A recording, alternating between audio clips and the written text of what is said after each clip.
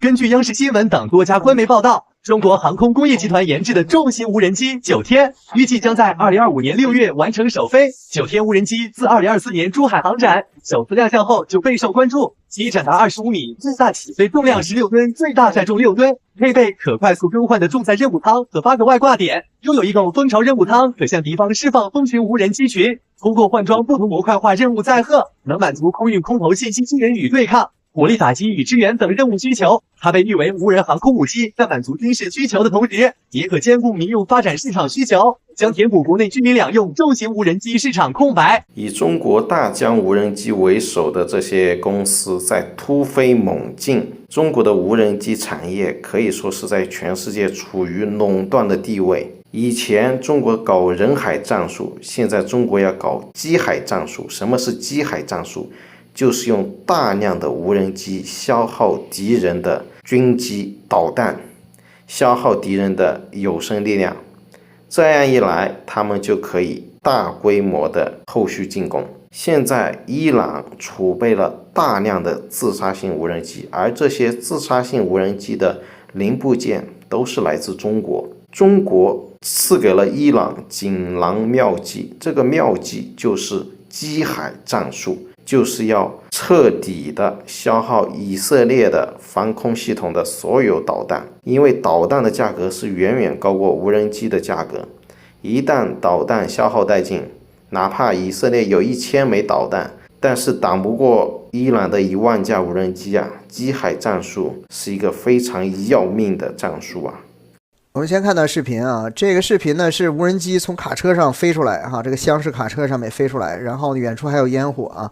这个呢，据说是最近的这个俄乌战场上面一个最新的情况啊，就是乌克兰间谍啊，通过这个无人飞机啊，这个通过厢式卡车运到这个军事基地附近啊，进行进攻这些大飞机啊，俄罗斯的这个战略性飞机，你看图95啊什么之类的，都被打坏了啊。至于它损失多少，可能目前为止还不清楚啊。包括这个视频也挺有意思的啊。这个视频呢，就是民众啊，当地民众发现了这些卡车啊，就好像不太对，于是乎呢，他们这个手动的办法啊，就捡石头子儿啊什么之类的，围着这个厢式卡车啊往上扔石头、什么木棒啊什么之类，砸这些无人机，手动办法来破坏这些无人机啊，因为无人机实在太多了啊。这个爱国群众啊，可能是某种的爱国群众。这个马斯克呢也发文了啊，说这个无人机呢就是战争的未来啊。这个第一时间的发文啊，这个美国民众甚至都有一点恐慌啊。这个实际上有些人认为的是俄版的珍珠港事件啊，这个非常非常的厉害啊，这次袭击啊，如果是真实的话，那么甚至他连这个海参崴、连黑龙江附近的这个军事基地啊，离我们很近的位置啊，这个离着大概上万公里，还有离乌克兰都遭到袭击了。所以从这个角度上讲，我们就明白为什么这些天啊，特朗普准备要这个签署行政命令啊，就禁止中国的无人机的问题啊，准备对中国的无人机进行下手。其实它卖不卖呢？其实问题并不是很大啊，最关键的是整个这个无人机的产业链啊，这个是最关键的。也就是说，你这个生产无人机，你需要什么配件啊，包括这个硬件的，包括软件的啊，这些东西啊，这个是最关键的。好在什么呢？大部分啊，这个无人机的这个全产业链，我们中国现在都掌握着啊，几乎都掌握着。比如说这个机身啊，什么这个是吧？动力系统、电机啊、电池、飞控系统等等等等。最关键的是一个主控芯片啊，这个美国的很多公司还是掌握着啊。你比如说英特尔、高通啊、德州仪器啊、英伟达等等等，三星啊。这个还是美国多一些啊，除了此之外，其他的部分几乎都是我们都有替代，至少国产可以替代啊。所以从俄乌战场这件事儿呢，就看出来啊，其实军事技术啊和这个民用技术实际上是军民结合的啊。平时呢就是个民用产品，很多的这种技术其实都是可以用在军事技术上面，人工智能、航天技术啊，这个5G 半导体等等等等啊。你像大疆开始的时候就是一个玩的。开始的时候很多人都没瞧得上啊，就是个东西是不是就是偶尔掉个小价是吧，拍个这个视频是吧，拍个挺酷的视频，这东西有什么用呢？是不是无非就是玩一玩是吧，挺酷的啊。结果没想到在这个俄乌战场上面啊，这个起到了巨大的作用啊。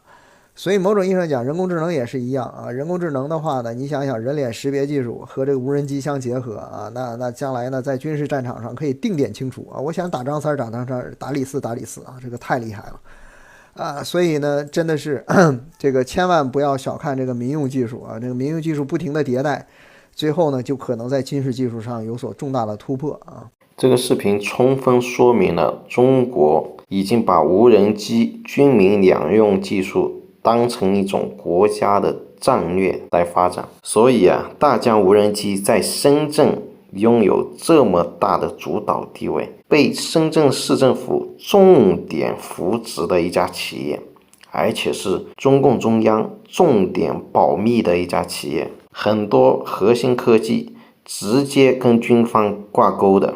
经济学人报道 ，Since the start of the war, China has appeared wary of the international censure that would come if too many of its weapons show up in Ukraine. This caution appears to have waned. 自战争开始以来，中国一直谨慎避免它的武器大量出现在乌克兰而招致国际谴责，但是现在中国已经开始不管不顾了。他已经无所谓了，他就是要把大量的这些武器输送到战争前线，测试它的威力，收集大量的数据。也就是说，为什么中共要骇客俄罗斯？俄罗斯是中国的准盟友，既然骇客俄罗斯的服务器，窃取大量的军事数据，说明中国在系统的推进它的战争系统，推进它的军事工程。无人机作为共产党的战略武器，现在在全球扩散。那14号开始，至少有5架飞机从中国飞往伊朗。那据说《每日电讯报》说，神秘运输机中国北方出发，飞了哈萨克、乌兹别克，走中东路线到土克曼，接近伊朗就不见了。好，到底是不是去这个帮伊朗送货，不知道。那看 AR3 的这个空投器好不好用啊？直接卡在上面就可以。这个我们今天做了一个4头的。看这个效果怎么样？主要是以这个护能为主啊，狩猎队的也可以用。好，挨个夹好，1、2，飞机反过来，4头的哈，这个是3、4。看一下这个 AR3 的这个效果到底怎么样啊？一键起飞。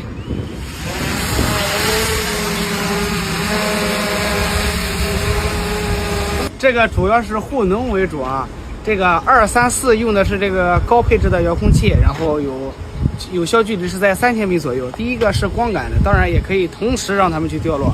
我们这个去鸟的，就是说同时去把它掉落，就效果不好嘛，就是一个一个来，可能说效果会更好。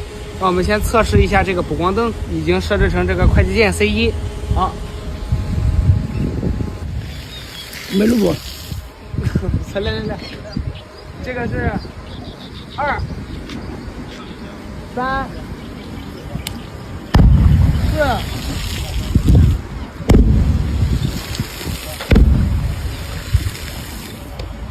这个效果特别好哈。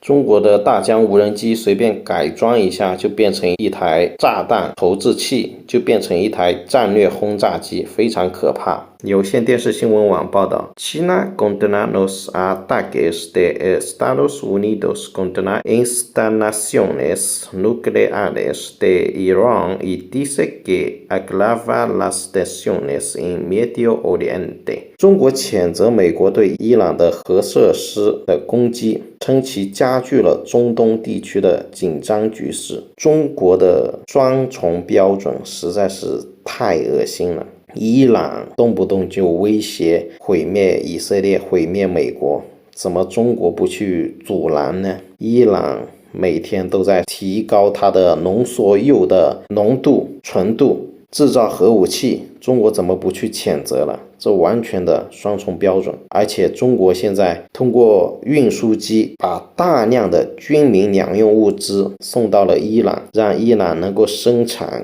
更多的自杀型无人机，更多的弹道导弹来攻击美国，来偷袭以色列，会在全世界制造更大的灾难。这是非常可怕的大疆无人机。